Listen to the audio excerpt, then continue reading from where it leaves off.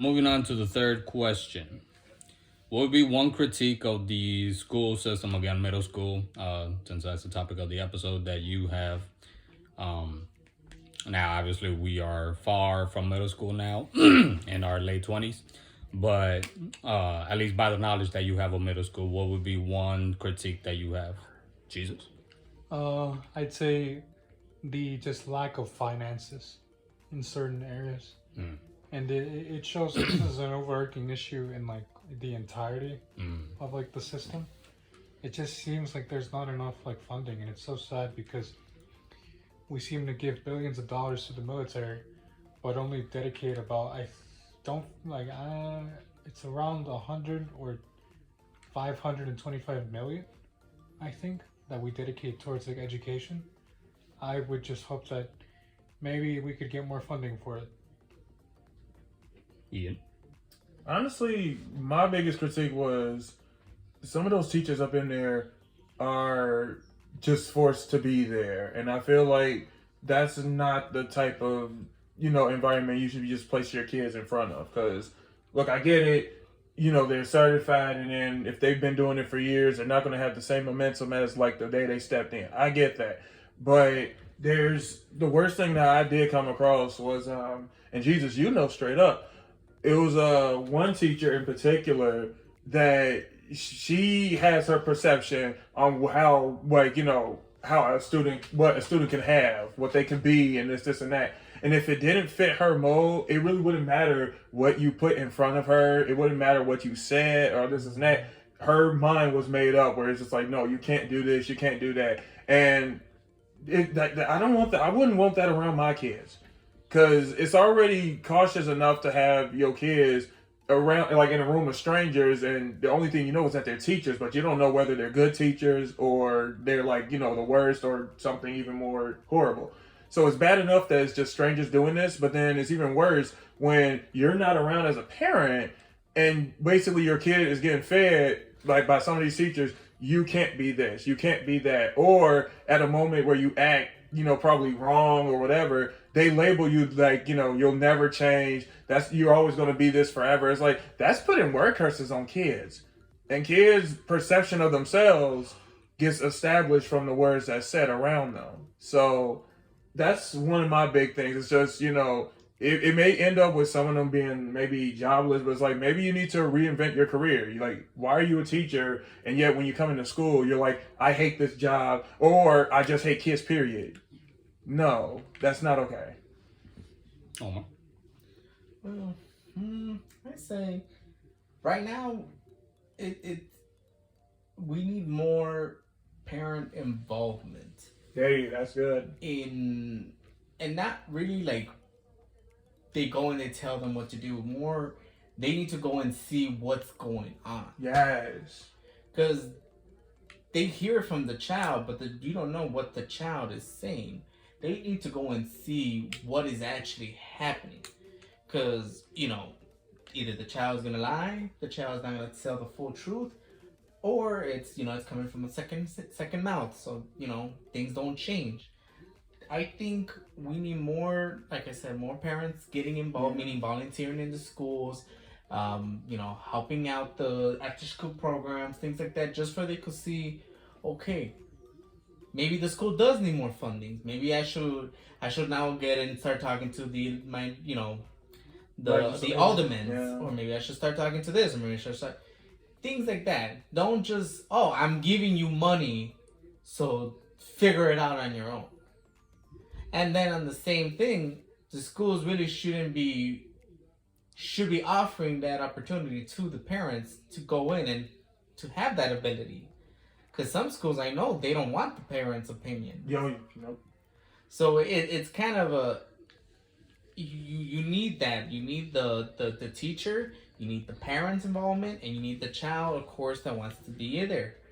So I think that is what we need to kind of help better the schools, the elementaries. And just to quickly piggyback off you, dude, like, because if you look at it, like you said, you pointed out where like a kid, they can bring it up to their parents, where it's like, this teacher's treating me wrong, this, and that. Most of the time, the parents just lean in the direction of the like teachers and all that. Why? Because they're older.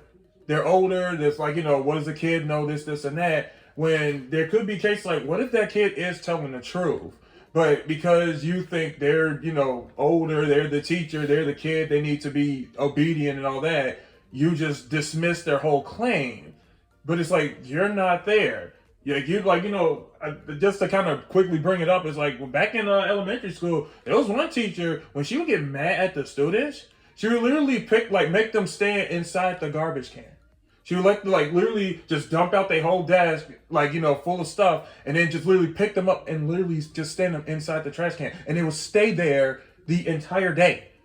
And of course, as kids, we're just laughing like this and that. But I'm looking back on it like, that's just wrong. As a parent, I'll be looking like if I was a parent up in that situation, like, you ain't gonna put my child up in no garbage can. I mean, you can be mad, but you basically just symbolically just said that's all they'll ever amount to is trash. You can't do that. You can't do that. So what you're trying to say, Omar, is that you're not happy with PTA meetings? Yes. They do need to have more snacks. So going off by what you were saying, if you guys ever want us to do a review of different horror stories, of teacher horror stories out there, we I think that'll be an interesting episode also. But answering the question on my part, so disclosure, I have ADD, not ADHD, people, ADD. Yeah, he has add, not subtract. I was diagnosed with it at 26 years old, a little bit later on in my adulthood. I never got that. I never was checked for that, and I still never got any treatment for it. But that's something that I've always noticed, especially during school, that it was hard for me to pay attention and keep my attention in any school material. And I mentioned it earlier on in the podcast that I'm writing a series with a couple friends. And one of the biggest things that I do for the series is research on different cultures. And something that I've realized that I do now is a lot of the research that I know back in high school or back in middle school, or even in college, when I was told to do research on anything, I would drag on it. But now that I kind of have the option to do that voluntarily, I feel more passionate about it, and I feel like I could pay more attention to what I'm learning, what I'm researching. It's still hard for me to sometimes keep my attention, but I'm still able to kind of grasp at least most of the information that's going in. So my thing that I would say I wish the school would do more is not just recycle through the same material over and over and over and over and over that kids really don't, care about. And in hindsight, does not help you in the long run. Does not, in my opinion, it's not the information to build somebody to be an entrepreneur or a successful person on their own. It's more of how we can put you in this little box so you could be a good citizen and be a employer's, wet dream. But instead of giving you the tools to, come up with your own ideas, go out there and, start your own business, I would wish that we would have more programs, and maybe they do. So if you guys know of any, please put that in the comment section. But we're ignoramuses. We're out of the CPS, so I'm just going off by what I know of where we were. I really wish that there were more programs like that in the schools, more classes like that teach self-reliant entrepreneurship, starting on your own businesses. Hell, even going up by just pick whatever you want to learn. Don't force the kids that they need to learn science, learn history, learn math, because it's a bunch of that's a whole different rant. But it's all a bunch of that at the end you're not going to use in your life. Again with the ADD, 99% of the that I've learned in school, I don't remember any of it. Especially the math parts. I remember math, but basic math. That's as far as my memory goes. Anything with long division and all that. Yeah, but yeah, that's kind of. Pi is 3 point something. So for our fourth and final question, now we talked about criticism, we talked about things that we wish would have been different, and we talked about the good and the bad experiences during middle school. Now I want to leave off with something more optimistic and more positive this episode. So the question is, what's one thing that you say you are grateful for that happened during middle school that you kind of carry with you as an adult? Jesus? I think I'm gonna pass on this one. No. Is he passing? I guess so. Anyway, okay, Ian. What's the question again? So the question is, what's one thing you're grateful for that you took away from your time in middle school, now as an adult? Oh, okay. Okay. Well, for me, I think it's definitely just that as brutal as the kids were, they were giving me normal treatment, at least at the level that they were. And I think that did help me because, I'll get into it later when we go into the high school part of it. It's just when I got there, I was a bit more just interact with them despite who has disability versus who doesn't. Just, kind of just be with them. And I honestly wouldn't have gotten that if it weren't for them. Because, see, the fortunate part, I think, on my end was I had two experiences with, two different schools where I was fully sighted at my first elementary school and got treatment from there. And then when I became half blind, went to the different school and we got treatment from there. And because I kind of exist between both worlds here and like the middle of the two, I got the full like perspective. And so I honestly am kind of thankful for that, where it's just, if people like, for when I'm like, I don't like a person, it has nothing to do whether like what it is that they can or can't do. It has everything to do with who they are. And if I reject someone, it has everything again to do with who they are. It has nothing to do with like what it is they like, just all the nitpicks and stuff. And that really came from them. Like it took years for me to kind of understand that concept, and of course I had to like forgive, blah blah blah, and all that stuff. But looking back on it, I'm way better socializing just in the world because of them. They don't. I don't think they realize it, but I honestly am. So, thanks, y'all. Omar. I say what I will take away that was good. I'm gonna say the fact that I went through the experience, because if I didn't go through the experience, I don't know, I wouldn't know where the hell I've been right now. I don't know what type of person I would have been right now. So even though it had a couple downsides, I think it helped build me up to be the person that I am right now. So I think I'm gonna go with that. I'll take everything they gave me. What's the good? For me, what I would say I'm grateful for is the fact that I went through both those experiences that I mentioned and everything else that came with it.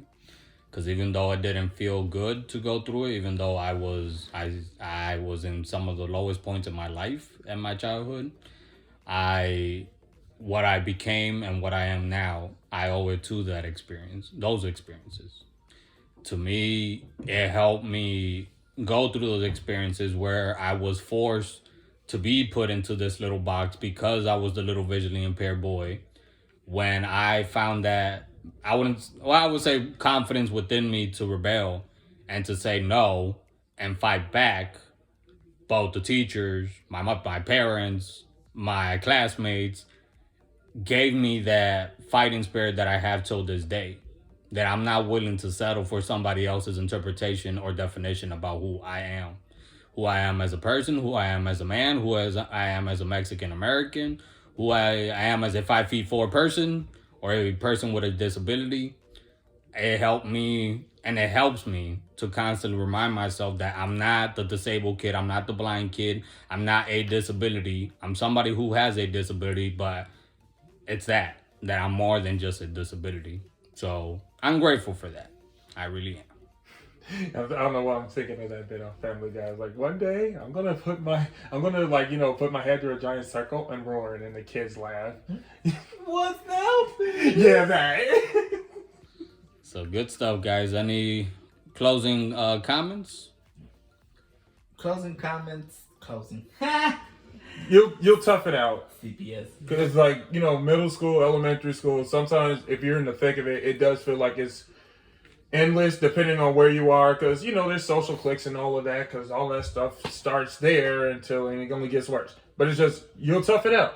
Yep. You will tough it out. Like there is a finishing point, and then when you get out of there, I think you are going to be way better than you was when you probably went in. Like you're small. So Life is like a basketball hitting you in the face.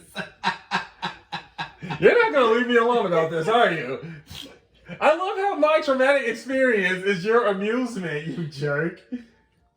To me, I would say I have a little bit of advice to anybody out there who is still in that point in their life where you know their past experiences in middle school, high school, whatever, because of XYZ reason, it doesn't have to be a disability, has caused something to keep you from achieving what you want in life. I would say you have to learn it's okay. It wasn't your fault. You made your mistakes. You're always going to make your mistakes because we're human, but it's all about learning as you go, as you make those mistakes. So for anybody going through that, be more compassionate with yourself. Any kids that randomly might come into this channel, hopefully they don't, but if you do, keep your head up. Don't let anybody take away what makes you you. And for any parents that might have kids in those type of situations, always make sure to let your kids know that they're more than their situation and that nobody else should define who they are as a person. So you guys are cut out way for bigger things than any middle school can honestly contain. All right, Jesus, put in Beautiful by Eminem right there. Oh my So thank you guys for joining us. We had a great time. Hopefully you enjoy the material that we have been putting up. Tune in for the next episode where we talk about our high school experiences. And make sure to hit that like button, subscribe, follow, comment. And if you guys want us to talk about an episode about teacher experiences or go further into our own experiences during middle school, put that in the comment section. But till then, take care. We'll see you guys later. Y'all take care, I love you, Miss Jackson. I love you. Y'all take care, you hear? Bye.